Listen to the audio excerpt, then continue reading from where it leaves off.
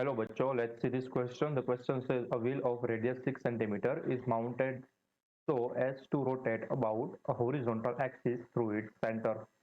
A string of negligible mass wrapped around its circumference carries a mass of 0.2 kg attached to its free end. When let fall, the mass descends through 1 meter in 5 seconds.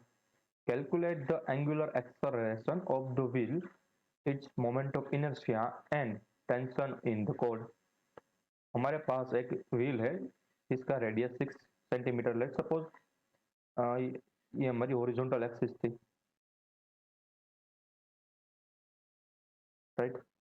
And ये जो wheel है वो इस horizontal axis पर रखा हुआ है, mount किया गया है, जिससे कि वो फ्रीली रोटेट कर सके। तो ऐसे है, ठीक है।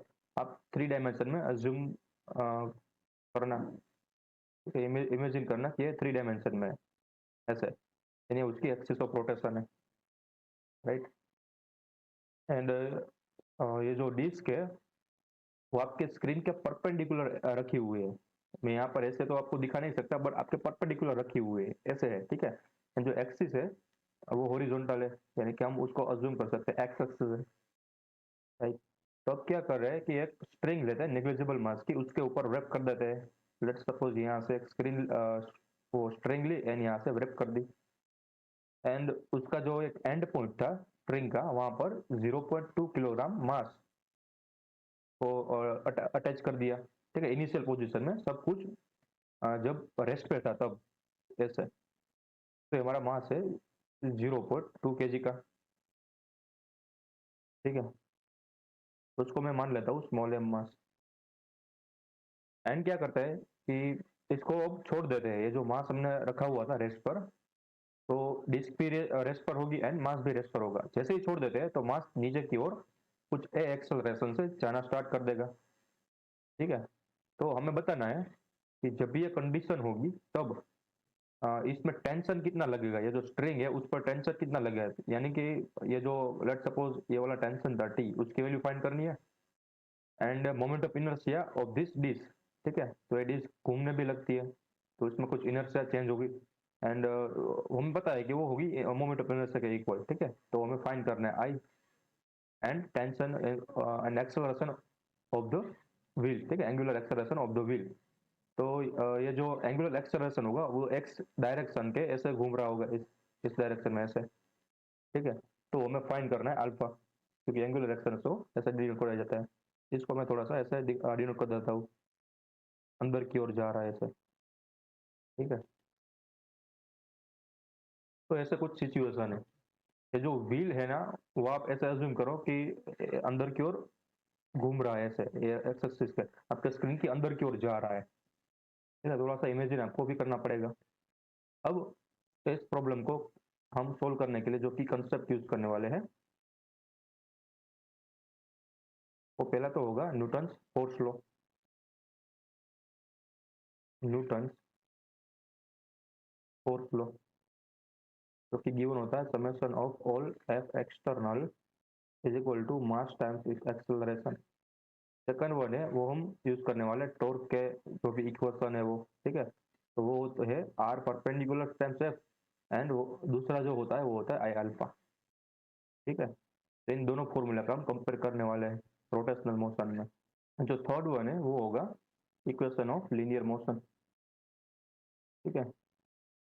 तो हमने 3 फॉर्मूले पढ़ रखे हैं for constant acceleration, linear acceleration क्या वही, उसमें से कोई एक फॉर्मूला हम लगाने वाले हैं जो भी अप्रोप्रिएट लगेगा। तो ये हमारा जो प्रॉब्लम है उसको डायग्राम है। अब हम क्या करते हैं कि जो मास स्मॉल एम है उसका फ्री बॉडी डायग्राम बनाते हैं। तो free body diagram of small M mass क्या होगा, जो ये मास है स्मॉल एम उस पर नीचे की ओर लगेगा वेट अपना, तो यहाँ पर आएगा स्मॉल एम जी। ऊपर की ओर स्ट्रिंग बंधी हुई है तो उससे कुछ टेंशन होगा ऊपर की तरफ टी, ठीक है। ये दोनों ही फोर्स लग रहे हैं और कोई फोर्स नहीं लग रहा है, इसका मतलब जब हम इस बार न्यूटन फोर्स लगाएंगे तो क्या होगा। एंड इसके बावजूद भी, ठीक है, और एक है यहाँ पर जो टेंशन ऊपर की ओर है, नीचे एम जी है, तो उसकी जो नेट एक्सेलरेशन यानी कि जो नेट मोशन है वो नीचे की ओर जा रही है इन दोनों के फोर्स की वजह से। तो हमें एक्सेलरेशन की वैल्यू मालूम चल गई, ठीक है। अब हम न्यूटन फोर्स को लगा सकते हैं। क्या था वो? Summation of all forces is equal to mass times acceleration. ये वेक्टर साइन में है, तो हम क्या करेंगे, ऊपर जो भी फोर्स है उसको प्लस अज्यूम करेंगे उसकी साइन को, नीचे है वो माइनस अज्यूम करेंगे, ठीक है, डायरेक्शन को। तो ऊपर है टेंशन, नीचे है एम जी, एंड ओवरऑल जो मोशन है वो भी नीचे की ओर ही है, इसलिए एक्सेलरेशन भी माइनस आने वाला है। तो यहाँ पर हम ऐसे भी लिख सकते हैं M G minus T, common minus common लेगा, ठीक है। तो यहाँ से हमें टी की वैल्यू क्या मिली? टी की वैल्यू मिली एम जी माइनस एम है, ठीक है। अब ये हम इसको इक्वेशन 1 बोल देते हैं। अब हम एक्सेलरेशन को कैसे फाइंड करें, क्योंकि टेंशन में एम जी है एंड माइनस एम ए भी है, तो एक्सेलरेशन ये क्या होगा इस मास का? अब देखो, एक्सेलरेशन के लिए हमें डायरेक्ट यहाँ पर कोई गिवन नहीं है डेटा, बट ऐसा गिवन, ये डेटा गिवन है, ठीक है, कि ये जो मास है वो डिस्टेंस कर रहा है 1 मीटर में 5 सेकंड की, ऐसा डेटा हमें गिवन है कि 1 मीटर जो डिस्टेंस है वो 5 सेकंड में कवर कर रहा है, ठीक है। तो हमें डी गिवन है 1 मीटर, एंड 1 मीटर उसको ट्रैवल करने में टाइम कितना लगता है वो गिवन है 5 सेकंड। तो हम इक्वेशन ऑफ मोशन का यूज करके एक्सेलरेशन को फाइंड कर सकते हैं। कौन सा वाला एक्सेलरेशन का फॉर्मूला लगाएंगे, सॉरी इक्वेशन ऑफ मोशन का फॉर्मूला लगाएंगे, कि जिसमें डिस्टेंस भी हो, एक्सेलरेशन भी हो एंड टाइम भी हो, ठीक है, तीनों क्वांटिटी हो हमारे पास, वो वाला फॉर्मूला लगाएंगे। तो वो वाला एक ही है, ठीक है, D is equal to V zero T plus 1/8 square, right. तो ये जो मैंने फॉर्मूला लिखा है वो सिर्फ मैग्नीट्यूड का है। अगर आपको डायरेक्शन बच चाहिए तो इस ऐसे हम लिख सकते हो, ठीक है, बट हमारे पास डायरेक्शन की कोई रिक्वायरमेंट है नहीं, तो हम सिर्फ उसका मैग्नीट्यूड ही यहाँ पर पुट करेंगे। वी जीरो थी वो तो क्या थी, इनिशियल वेलोसिटी थी of the mass small M, तो वो हो जाएगी 0, ठीक है। टी इज इक्वल टू 0 पे जो मास स्मॉल एम था एंड जो पुली थी दोनों रेस्ट पर थे, तो डी इज इक्वल टू क्या मिलेगा हमें? D is equal to 1/8 square. यहाँ से एक को कॉमन बना लो तो हमारे पास मिलेगा 2D अपॉन टी स्क्वायर। सारी वैल्यू पुट कर दो, हमारे पास 2 टाइम्स डी की वैल्यू है 1 एंड टी की वैल्यू 25, ये हमारा एक्सेलरेशन मिल गया 2/25, ठीक है। वहाँ पर लिख देता हूँ, put value of A in first. तो हमारे पास टेंशन की वैल्यू मिल जाएगी, ठीक है। टेंशन फोर्स की वैल्यू क्या थी? T is equal to M G minus M A था, ठीक है। एम को कॉमन बना देता हूँ ताकि आसानी हो हमें कैलकुलेट करने में, एम जी माइनस ए।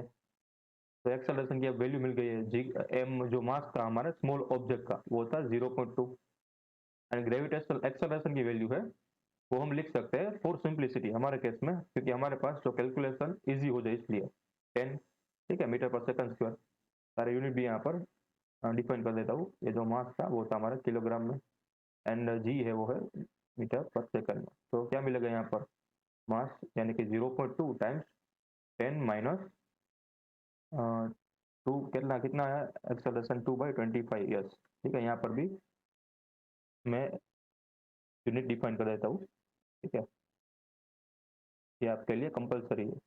मैं भले ही भूल जाऊँ बट आपको यहाँ पर लगाना ही है, राइट, यूनिट को।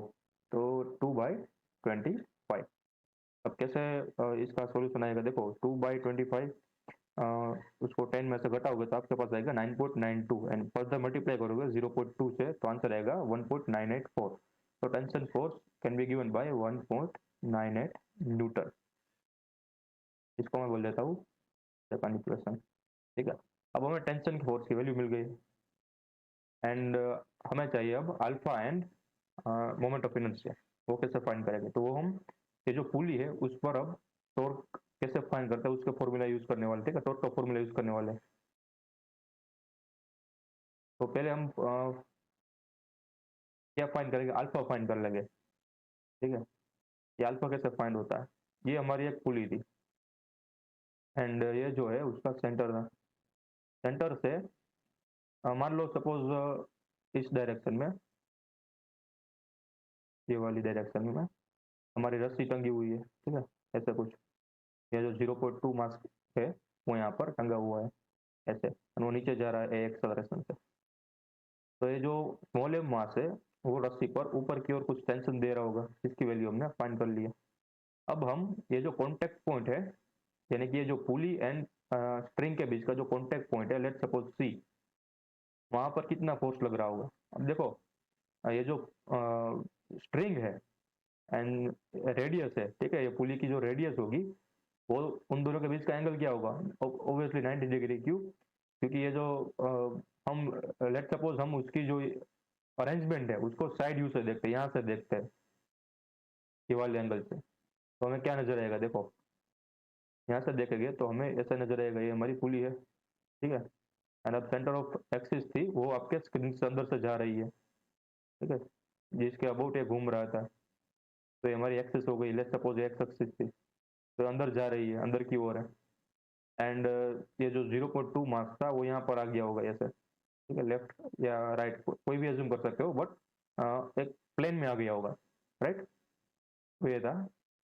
0.2 किलोग्राम मास का, ठीक है।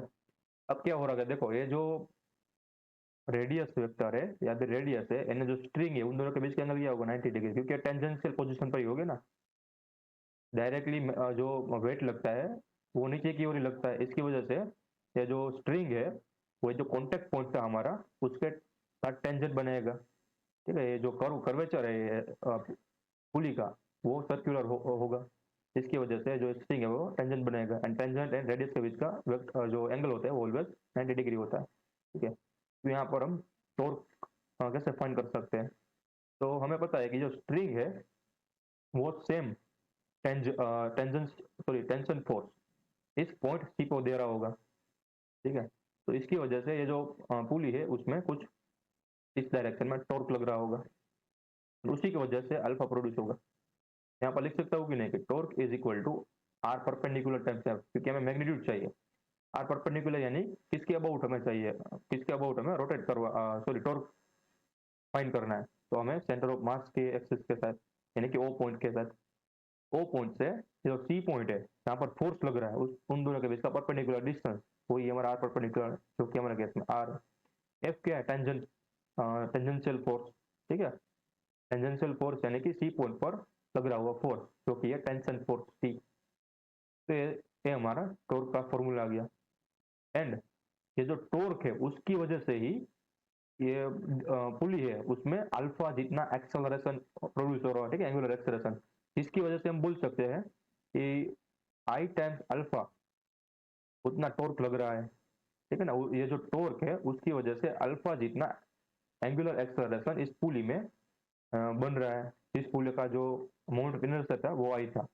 तो इसका मतलब ये हुआ कि ये दोनों सेम है, ठीक है ना, कि जो टॉर्क लग रहा है उसकी वजह से ही जो ये सिर्फ पुली है उसमें अल्फा एंगुलर एक्सेलरेशन बन रहा है, और कोई टॉर्क यहाँ पर है नहीं, तो इन दोनों को कंपेयर कर सकते हैं, राइट।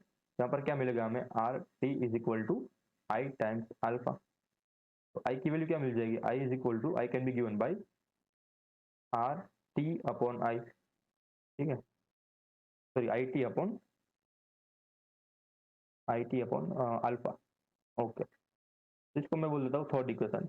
अब अभी पहले फाइंड करेंगे अल्फा। अब देखो कोई भी चीज अगर विदाउट स्लिपिंग मोशन कर रही हो, ठीक है, ये जो हमारे पास पॉइंट सी है कॉन्टेक्ट पॉइंट, वो विदाउट स्लिपिंग नीचे की ओर ए एक्सेलरेशन से मोशन कर रहा है ना, इसका मतलब ये हुआ कि जो भी स्पीड ये पॉइंट सी की होगी, यानी कि डिस्क के ऊपर लगा हुआ पॉइंट सी, उतनी ही स्पीड ये स्ट्रिंग की होनी चाहिए, एंड वाइस वर्सा, अगर एक दूसरे के रिस्पेक्ट में कुछ एक्सेलरेशन आ रहा है तो स्ट्रिंग टूट जाएगी, ठीक है, ऐसा तो कुछ हो नहीं रहा है, एंड हमें यहाँ पर फाइंड करना है अल्फा, तो इसका मतलब ये हुआ कि एक्सेलरेशन एंड अल्फा के बीच में विदाउट स्लिपिंग केस में कुछ रिलेशन बन रहा होता है, ठीक है, यहाँ पर लिख देता हूँ, फॉर नो स्लीपिंग केस हम अल्फा एंड एक्सेलरेशन के बीच का जो रिलेशन है वो क्या फाइंड कर सकते हैं, कैसे बता सकते हैं कि acceleration can be written by R times alpha, क्योंकि ये नो स्लीपिंग केस है, अगर स्लीपिंग केस होता तो ये जो पुली है एंड ये जो स्ट्रिंग है उस उन दोनों के बीच का रिलेटिव फोर्स एक्सेलरेशन आता, जिससे कि स्ट्रिंग थी वो टूट जाती, बट हमें क्वेश्चन में कुछ गिवन नहीं है कि स्ट्रिंग टूट रही है नहीं, तो इसका मतलब ये हुआ कि जो string and contact point C है ये पुली का, उन दोनों के बीच की रिलेटिव एक्सेलरेशन जीरो होनी चाहिए, इसका मतलब ये हुआ कि दोनों सेम एक्सेलरेशन के नीचे की ओर जाना चाहिए, तो यहाँ से लिख सकते हैं alpha can be written by A by R, ठीक है, तो अल्फा की वैल्यू यहाँ से मिल जाएगी, एक्सेलरेशन की वैल्यू क्या थी, एक्सेलरेशन की वैल्यू हमारे पास आई थी 2.25, ठीक है। तो यहाँ से 2/25 टाइम्स, ठीक है, डिनोमिनेटर में आर भी था ना, तो रेडियस कितनी गिवन है हमें इस पुली की, 6 सेंटीमीटर। 6 सेंटीमीटर यानी कि 6 × 10⁻² मीटर, ठीक है। यहाँ पे लिख देता हूँ बिकॉज एक्सेलरेशन इज 2/25 एंड जो आर थी वो थी 6 centimetre is equal to 6 × 10⁻² metre. Okay, इसका सिंप्लीफिकेशन करो, तो सिंप्लीफिकेशन करोगे तो ऊपर आएगा 200 डिवाइडेड बाई 25 डिवाइडेड बाई 6 यानी कि 1.33 radian per second square. Alpha की वैल्यू आएगी 1.33 रेडियन पर सेकंड स्क्वायर। तो ये हमारा सेकंड पार्ट का आंसर आ गया, ठीक है, अल्फा की वैल्यू। ये भी फर्स्ट पार्ट का जो भी हो। एंड हमें क्या फाइंड करना, मोमेंट ऑफ इनर्शिया। तो जो ये वैल्यू है उसको थर्ड इक्वेशन में पुट कर दो, ठीक है। तो पुट अबाउ वैल्यू